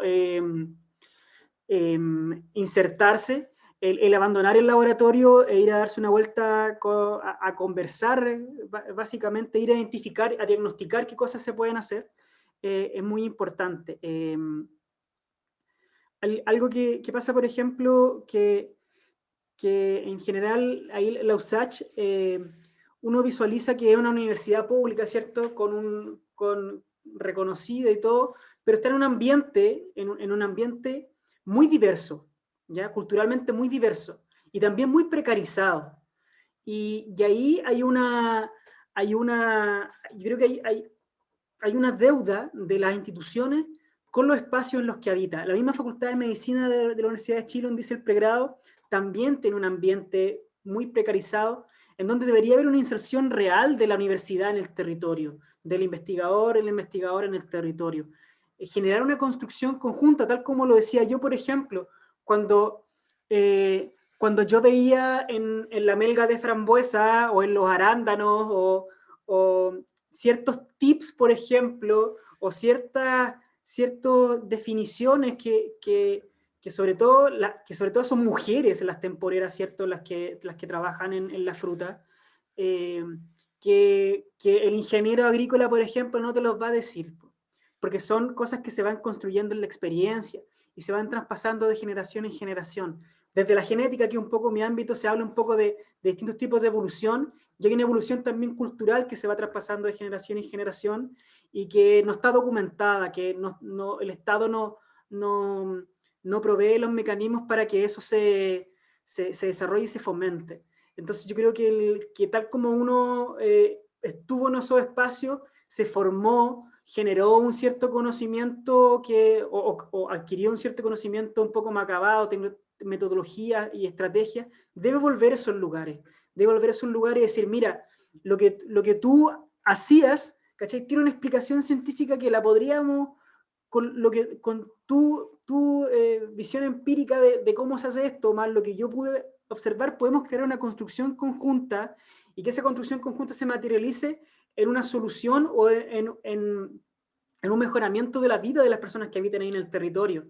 Yo creo que eso es central, es muy central, independiente si eso queda, si sale, no sé, que sale el LUN, pero hay problemas con el resultadismo, y ese problema del resultadismo está asociado también a las formas de financiamiento, en donde te exigen, ¿cierto?, que tu investigación tiene que quedar en un paper, tiene que quedar en una patente, etcétera, etcétera, pero muchas veces tenemos que generar construcción colectiva de conocimiento per se, por amor al conocimiento y por amor al territorio, es decir, por amor al crecimiento de la sociedad. Yo creo que esa individualidad debe acabarse y debe haber una construcción conjunta de comunidad. Y esa construcción de comunidad, entendiendo un poco la división internacional del trabajo y cómo eliminar el trabajo, tiene que ver con que uno puede ser investigador, pero a la vez puede ser un agricultor, puede adquirir otros conocimientos y debe construirlo en comunidad. Yo creo que ese es el desafío. Los desafíos que tiene este proceso constituyente es que haya mayor democratización, pero también que haya construcción, por fin construcción colectiva. Yo creo que con esas dos cosas yo me quedo muy contento del inicio del proceso constituyente.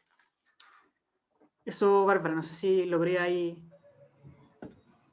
Alto nivel de respuesta, no, Alberto. Gracias. Gracias. Aprobado. Nota 7, promedio 7. Aprobado. Promedio 7. Gracias. Carla. Sí, hola. Bueno, tengo varias preguntas. Bueno, en realidad una. He escuchado un montón de debate, un montón de candidatos y candidatas, y siempre hablan de que le tenemos que poner fin al neoliberalismo, al sistema. Muchos hablan de esa manera.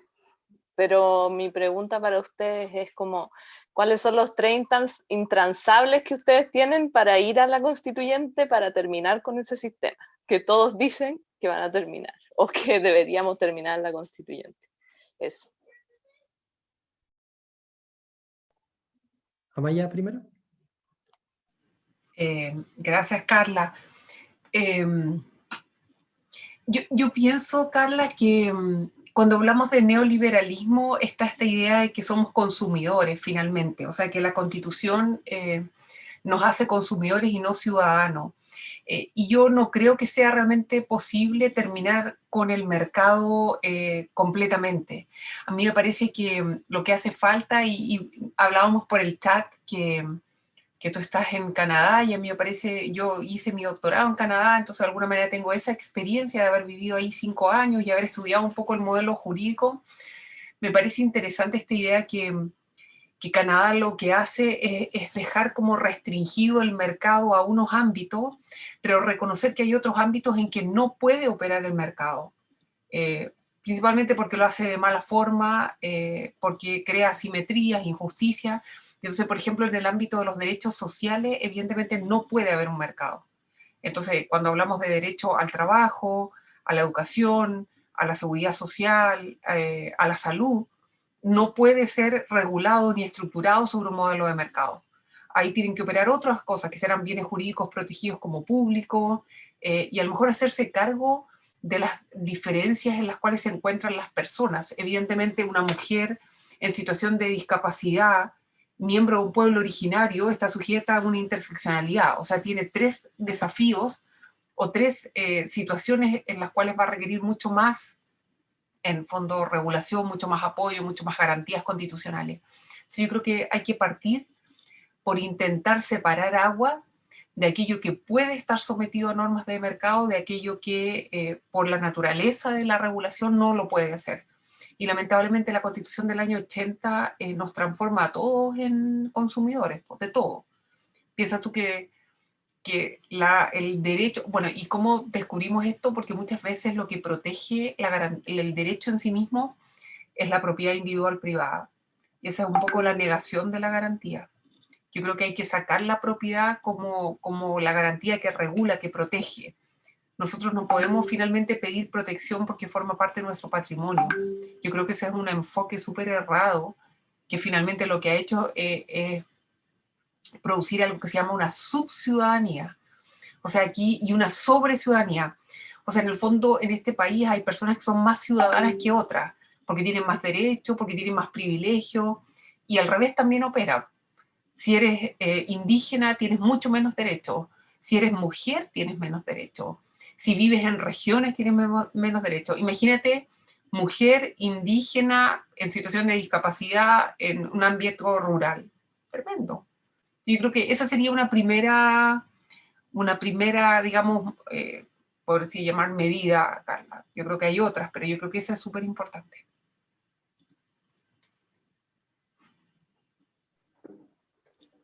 Gracias, Carla, por la pregunta. A ver, yo creo que de este proceso constituyente vamos a tener que seguir disputando muchas cosas.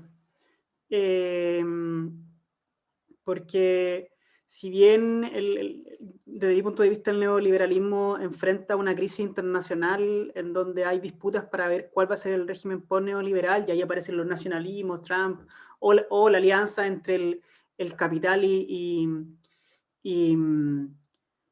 el capital intelectual y económico que se expresa en Obama, Macron, y creo que haya por ahí algunos elementos interesantes. El capitalismo en el centro del sistema está bien sano todavía. De hecho, en plena pandemia, los más millonarios de Chile aumentaron sus fortunas. Es bien complejo pensar de que van a ceder todo en este proceso constituyente. Sí debemos pujar para que se ceda lo más posible, pero tenemos que seguir trabajando, y por eso el día después de que se promulgue esta nueva constitución, el nuevo parlamento va a ser muy importante, porque hay cosas que no van a quedar en la constitución o cosas que van a necesitar repensarse. Y con respecto a eso, yo creo que cosas centrales en este proceso constituyente tiene que ver con que hayan derechos, como decía Maya, derechos sociales que no estén bajo la ley del mercado. Que se deje hablar del acceso a, sino que se comience a hablar de la garantización de.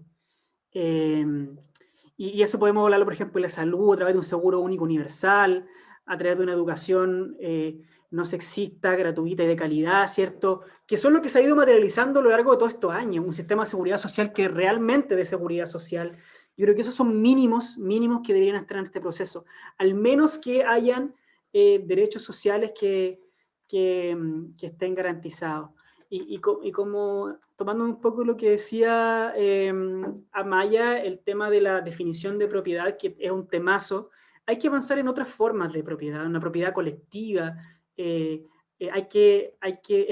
nueva constitución tiene que superar esa supremacía de la propiedad privada. Hay que incentivar nuevas formas de propiedad. ¿Y eso qué nos va a permitir? Nos va a permitir limitar la propiedad privada cuando se trate de administrar o realizar los derechos sociales. Yo creo que eso es interesante. No sé, hablábamos, la otra vez conversaba con unos compañeros que hablábamos de la nacionalización porque uno habla como de la nacionalización del cobre, ¿cierto? Que el agua como bien de su público, pero nosotros hablábamos de, más que nada, como de nacionalizar los ejes estratégicos del Estado, ¿cierto? Hay que ver ahí las telecomunicaciones, las carreteras, ver cómo pensamos estos ejes estratégicos que deben ser manejados por el Estado y que ahí hay que ver cómo funciona el Estado como un Estado empresario para regular ciertas cosas, ¿cierto? Del mercado, pero ciertamente el mercado hay que ir cambiando este modelo de a poco. Hay cosas sencillas que vamos a tener que hacer para ir repensando un nuevo modelo de desarrollo, ¿no? tampoco sería iluso pensar que el día después de la Constitución, que promulgue esta Constitución, vamos a tener un nuevo modelo de desarrollo. Es decir, yo que digo que en Rancagua sería iluso decirle a la gente, sabe que desde mañana vamos a cerrar el mineral del Teniente. O sea, sería algo porque es literalmente el motor que mueve actualmente Chile. Pero hay que comenzar a repensar nuevas formas de construcción, y hay una cosa esencial, que lo he dicho en varias ocasiones, tiene que ver con repensar los costos de estas formas de extracciones. Es decir, por ejemplo, si producir una libra de cobre te sale tantos dólares, y hay una relación de cuánto gana pierde el Estado, además hay que ahí asumir los costos externos, las externalidades que no se suman. Por ejemplo, si hay comunidades que se enferman producto del trabajo y la extracción de cobre o extracción de minerales, esos gastos hay que metérselos al cobre, pues eso lo está gastando el cobre. Porque si no estuviera esa forma de extracción y ese extractivismo, ese gasto en salud, por ejemplo, no ocurriría. Entonces, cuando vayamos haciendo esta corrección de precios, nos vamos a dar cuenta que este sistema que tenemos, extractivista, en general gasta más de lo que se produce. Y ahí vamos a ir repensando un poco cuáles son las formas de modelo de desarrollo. Y también, por otro lado, darle un valor agregado a lo que hacemos, pues tenemos que darle un valor agregado. En torno a las construcciones de conocimiento colectiva que hemos hablado, deben desde los territorios ofrecer soluciones tecnológicas que superen la lógica de la materia prima. Yo creo que hay que dar ahí un valor agregado. Pero para cerrarle un poco tu pregunta, es interesante lo que conversábamos acá, y que tiene que ser que al menos los derechos sociales no tienen que estar ante la regulación del mercado, porque ya se ha demostrado que muchos de chilenos y chilenas mueren esperando que el mercado les dé una respuesta, y eso no puede seguir pasando. Amaya iba escribiendo muy interesada por el chat. A lo mejor quiere añadir algo, algo que quieras añadir, no sé. Sí, yo no creo que el capitalismo sea buena onda, lo digo de una. Lo que pasa es que sería bueno que trabajáramos en empezar modelos alternativos. Y me parece que una primera manera de lograr modelos alternativos es abrir espacio al pluralismo. Yo no creo que podamos solo fomentar un modelo de desarrollo, yo creo que tenemos que abrirnos la posibilidad de múltiples modelos de desarrollo, y ojalá menos depredadores del que tenemos hoy en día. Yo creo que tenemos que imaginar un modo distinto de vivir, o sea, si queremos vivir para contarla, tenemos que pensar una manera distinta de vivir. Y saben, yo tengo grandes críticas para el modelo, pero tengo grandes críticas también para los patrones de consumo individuales y colectivos. O sea, cuando yo hablo de agua y de los problemas que tenemos en agua, también tiene que ver con cómo usamos el agua. O sea, el límite no siempre, o sea, tenemos que asegurar un umbral mínimo, lo que se llama el mínimo vital, pero en muchos casos tenemos que también examinar cuál es el límite máximo, que puede ser un límite ético. Estoy hablando de agua, pero estoy hablando también de huella hídrica, de lo que comemos, de la ropa que usamos, de cómo nos transportamos. O sea, yo creo que hay mucho por hacer en términos de conciencia ciudadana, de cómo nos transportamos. O sea, a lo mejor ustedes no, a lo mejor le estoy hablando justamente a los conscientes, que andan en bicicleta, que no comen carnes rojas, no sé, que no dejan el tema de las luces, no sé, un montón de elementos que hacen reciclaje, que hacen compostaje, que tienen huerta, que solo comen estacional, que no compran productos congelados, no sé, pues a lo mejor tanto, pero la lista es larga, y yo creo que las obligaciones son a todo nivel, individual, familiar, colectivo, vecinal y nacional y global, finalmente. Pero yo creo que tenemos que hacer una revisión profunda, y quizás la alternativa es decrecer, porque también ahí hay una lógica, porque ¿qué es eso del progreso?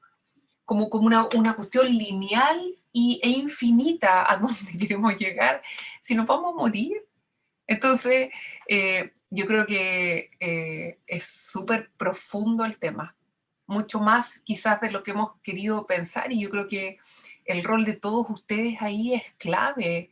Y me gusta la posición de Norberto de decir, yo sé, pero yo sé que otra gente, desde el conocimiento del día a día, también sabe. Entonces, esa articulación es clave. Eso. Patricia, y luego ya la última pregunta para José Manuel. Hola, gracias por dejarme preguntar. He estado escuchando atentamente. Primero quiero aclarar que yo no voté por el proceso constituyente y de ahí viene mi pregunta. Sin embargo, me interesa saber qué es lo que están proponiendo. ¿Por qué no voté? Básicamente porque me parecía que fue un proceso que fue armado por sobre los cuerpos de los muertos y por sobre los presos políticos. Tengo entendido que ambos candidatos pertenecen a grupos y pactos que firmaron la ley antiprotesta.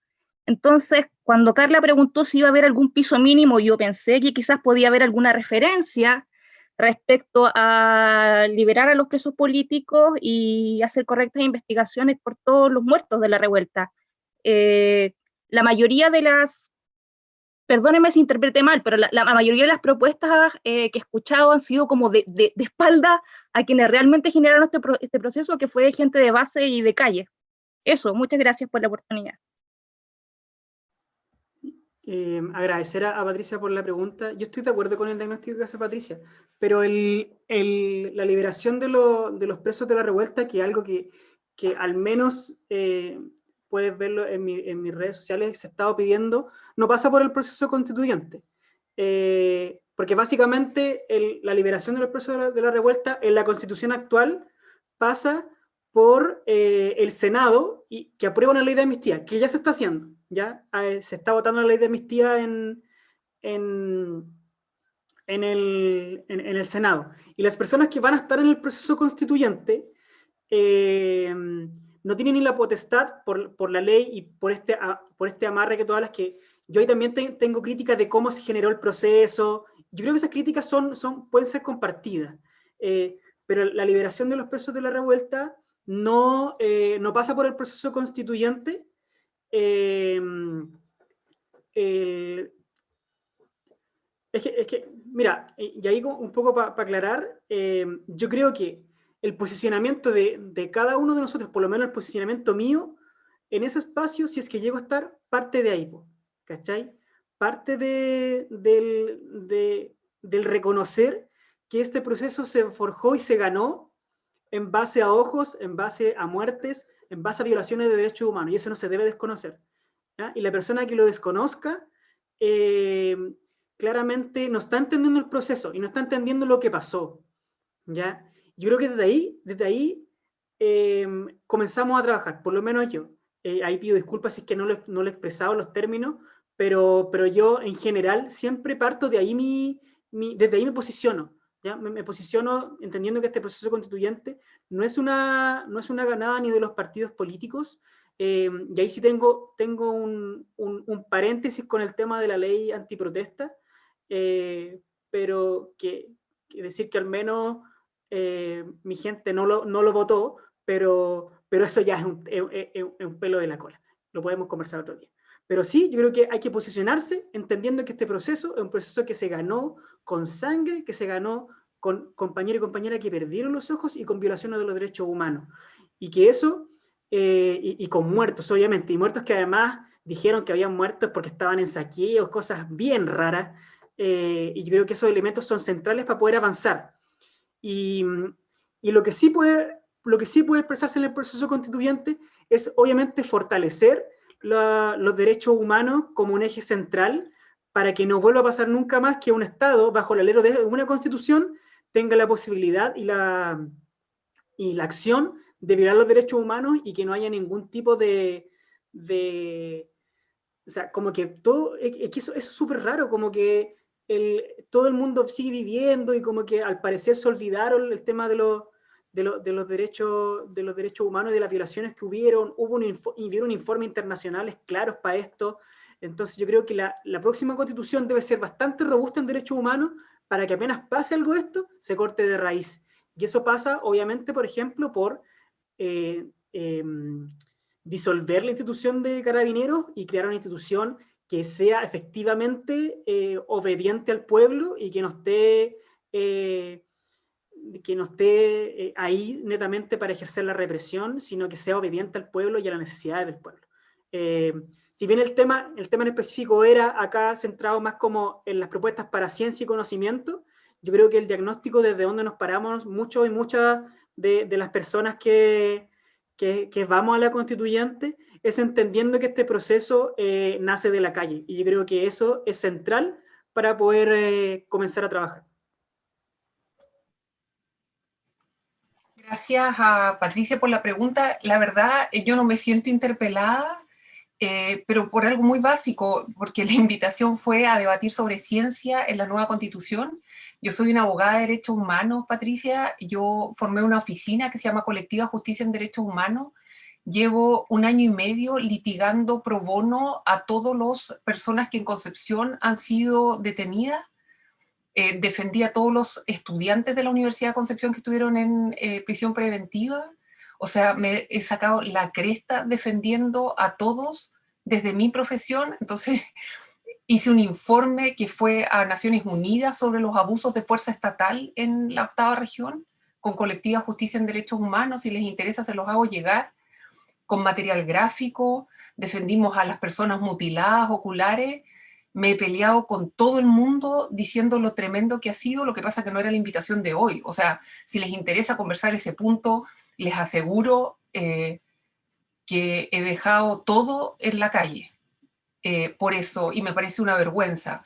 Pero para tranquilidad, digamos, de a quienes les interesa mucho el tema, me parece que lo que sí hay que repetir 1 y 1000 veces es que este es un proceso del poder constituyente originario. Y el poder constituyente originario es el pueblo.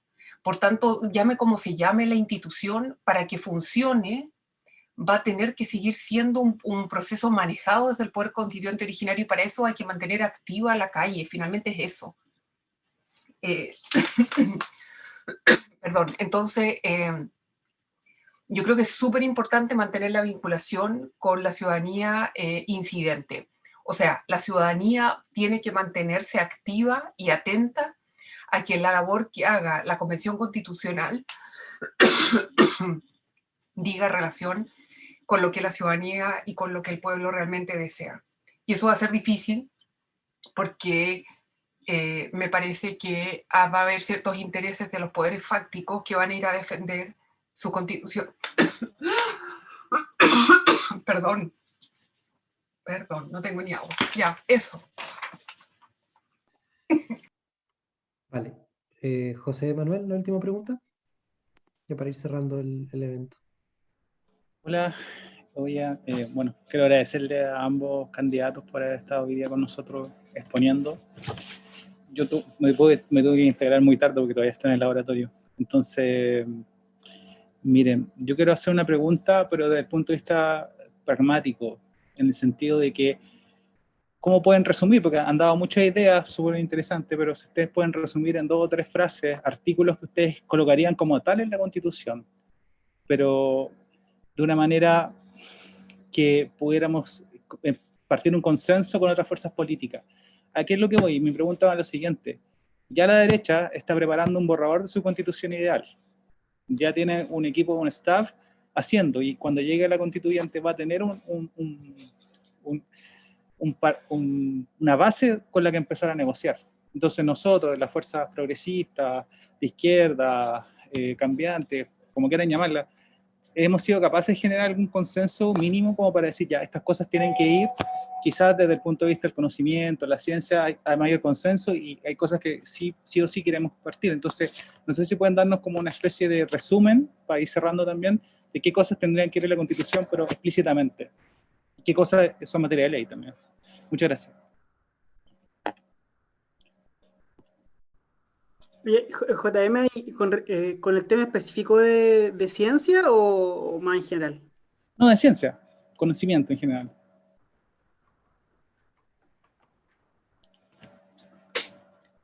Mira, yo creo que ahí, los ejemplos que mostró Maya sobre política comparada, yo creo que nos llevarían como a pensar y ver cómo vamos a establecer estos artículos, pero yo había pensado en 2. Uno que como lo puse en el PPT, el derecho al conocimiento y el goce seguro de sus beneficios. Lo voy a leer porque lo tengo escrito en mi programa, que lo voy a subir en algún momento. Así que toda persona, colectivo, tenga derecho a participar del proceso de creación de conocimiento, en toda su extensión y diseminación, sin distinción de género, etnia, origen socioeconómico o lugar en el país. Esto debe considerar no solo el conocimiento académico, también los acervos ancestrales y territoriales, así como la protección de todas las personas deben tener frente a los avances científicos y técnicos. También puse ahí algo chiquitito, derecho al trabajo digno, que garantice condiciones mínimas reales para el desempeño de todo trabajo, incluyendo el de crear conocimiento.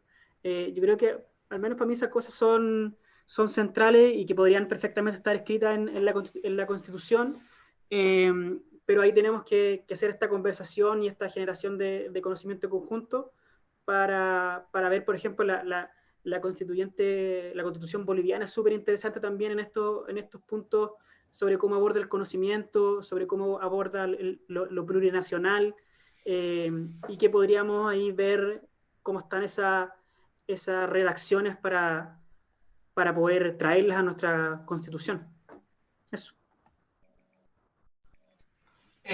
Yo presenté, José, quizás no lo viste por la hora, yo presenté en el PPT varios ejemplos de derecho comparado sobre regulación jurídica de la ciencia y también una crítica de pensar que necesariamente los modelos a comparar vienen de Europa. Yo creo que eso hay que repensarlo. Creo que hay modelos, como bien decía Norberto, súper interesantes en América Latina, pero las constituciones también son normas, son pactos sociales de convivencia locales.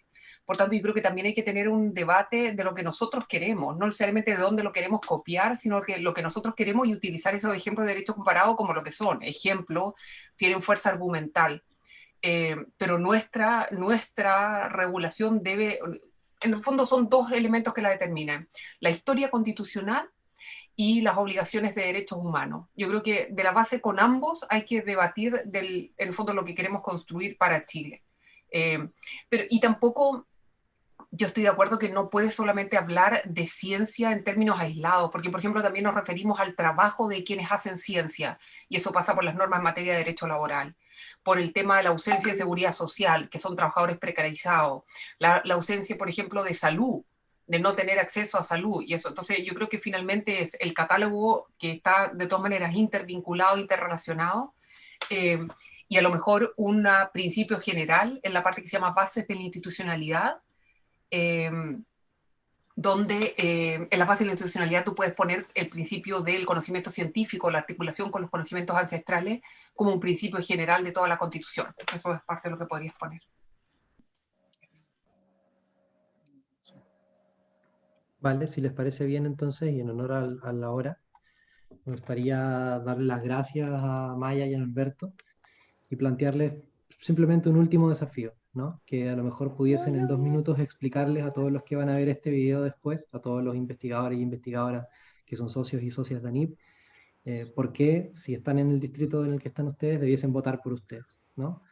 Si nos pudiesen dejar, no sé, 1 minuto cada uno, 2 minutos cada uno. No sé si se puede hacer eso, ¿ah? Después el Cervelaino... Yo quiero darle un consejo antes que se me olvide, por fin. Lo que pasa es que aquí en Canadá hay, siempre cuando empezamos los debates y las reuniones y todas las cosas de las colectividades, se hace como un statement que habla sobre derechos humanos y sobre los pueblos originarios. Entonces sería bueno que ustedes lo incluyan ese tipo de acciones cuando vayan. Quizá eso podría marcar la diferencia para ustedes. Eso. Con respecto a la pregunta de Patricia. Eso. Gracias, Carla. Oye, Sí, toda la razón. Respecto a lo que dice Jaime, voy a hacerlo bien cortito. Más que una invitación al voto, que todavía no se puede hacer, es una invitación a sumarse al trabajo colectivo. Yo creo que tal como decía, la idea de este proceso es generar un mandato donde estén todos los pilares desde la Constitución, donde sea una Constitución que se base en el respeto por los derechos humanos, y que desde ahí comencemos a construir. Y ese respeto a los derechos humanos involucra derechos sociales garantizados, involucra regular el mercado para que no nos siga secando las vidas y por qué no ir avanzando a un nuevo modelo de desarrollo. Yo creo que es una invitación que está abierta a sumarse al trabajo conjunto, a que me sigan allá, sígueme en las redes sociales, dale like, comparte este video y todas esas cosas interesantes que uno dice, pero eso, la invitación a construir un mandato constituyente que permita que en el caso que yo salga electo, poder llevar ese mandato a ese proceso y defenderlo en la Constitución. Y esa parte, y eso que por defenderlo también involucra de que uno vuelva a los cabildos, vuelva a los territorios para seguir construyendo ese mandato, seguirlo fortaleciendo y modificándolo de acuerdo a las conversaciones que salgan de esos espacios. Yo creo que tenemos que dejar la concepción de la democracia representativa y pasar por una democracia mucho más directa y participativa. Y yo creo que debemos de este proceso constituyente emanar un mandato de ese tipo. Así que muchas gracias por la invitación, Jaime, y ojalá que nos volvamos a encontrar contigo, con Amaya en otras instancias, y muy contento de participar en estos espacios. Amaya. Sí, gracias por la invitación. Fue largo, pero súper interesante.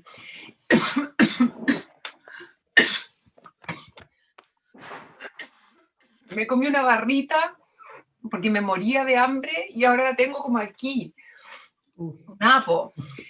Vamos a llegar a la constituyente, hay que decretarlo, Norberto. Vamos a llegar a la constituyente para cambiar este país injusto, para construir desde el conocimiento un Chile más amable, que incluya, que respete, y lo vamos a demandar. Y yo creo que tenemos la fuerza de saber qué es lo justo. Así que eso, a seguir trabajando. Encantada que Colectiva trabaje con la NIP. Hay un grupo de verdad de abogados súper comprometidos. Hemos dejado las patas en la calle desde el estallido, de verdad. Así que encantada que el tema que tengan jurídico, derechos humanos y que sientan que quieren conversar, pero encantada. Vean el conversatorio que hicimos ayer sobre violencia estatal. Estuvo impresionante, impresionante, de verdad. Así que súper bien. Eso.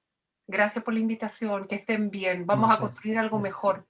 No sé si lo vamos a ver nosotros, pero para nuestros hijos y para nuestros nietos. Eso. Ojalá. Bueno, para cerrar, me gustaría comentar nomás algunas cosas que creo que son relevantes que hemos conversado hoy, que a lo mejor pueden servir un poco de síntesis también para articular algunas ideas generales, ¿no? La primera idea con la que me quedo es la idea de pensar, ¿no?, en algún punto un modelo que afronte las asimetrías, asimetrías que están en distintos niveles, asimetrías que comentaron en distintos momentos también, asimetrías de género, asimetrías relacionadas con temas de interseccionalidad, asimetrías de poder en las relaciones interpersonales cuando uno va a trabajar al territorio, y asimetrías sobre todo, que es un punto en el que convergieron ambos y que me parece también una propuesta diferencial respecto a otros candidatos, es el tema de la territorialidad, ¿no?, y de cómo ir aportando de alguna manera granitos de arena hacia la regionalización de la institucionalidad en ciencia y tecnología y también de las lógicas de cómo se distribuye el ecosistema en ciencia y tecnología en el país, ¿no? Eso como primera idea. Como segunda idea, me quedo también con la idea de la precarización del trabajo de investigación como un aspecto quizás particular de una dinámica más general, ¿no?, de la precarización del trabajo. Y pensar que los trabajadores de la ciencia y la tecnología tienen que estar de alguna manera amparados también, o los problemas o las dificultades que enfrentan tienen que estar amparadas también en las dificultades que enfrentan otros rubros, ¿no? Y para finalizar, también me quedo con esta última idea que se ha comentado al final, que tiene que ver con cómo de alguna manera transformar el sistema basado en las lógicas de mercado, ¿no? Y cómo eso se traduce también en una manera de entender la Convención Constitucional como un espacio que no solo es de ciertas personas que van a ir a conversar, sino de ciertas personas que están mandatadas, ¿no?, y que construyen colectivamente las ideas que se van a conversar ahí. Y cómo de alguna manera se van reuniendo las voces de otros a partir de las voces de ciertas personas que por las que vamos a tener que votar en algún momento. Pensando que la ciencia y la tecnología son, para nosotros al menos, un aspecto importante, pero claramente y evidentemente no el único tema que hay que conversar y discutir. Como bien decía Maya, hay muchos otros temas que también vamos a tener que estar discutiendo en distintos momentos y en distintos contextos. Así que nada, darle las gracias a todas y a todos por haber podido asistir a este evento. Invitar a todos los que después vean esta grabación en alguna red social y sean investigadoras o investigadores a unirse, a convertirse en socios de ANIP, a participar activamente en la lucha contra la precarización, o dicho a la inversa, por la dignidad del trabajo de investigación, Y nada, nos veremos en otra oportunidad. Muchas gracias a Maya, muchas gracias a Norberto por participar, y a ver si nos encontramos pronto en alguna otra actividad y en algún otro momento de trabajo conjunto. Muchas gracias, Jaime, por la invitación. Gracias a ustedes, que estén muy bien.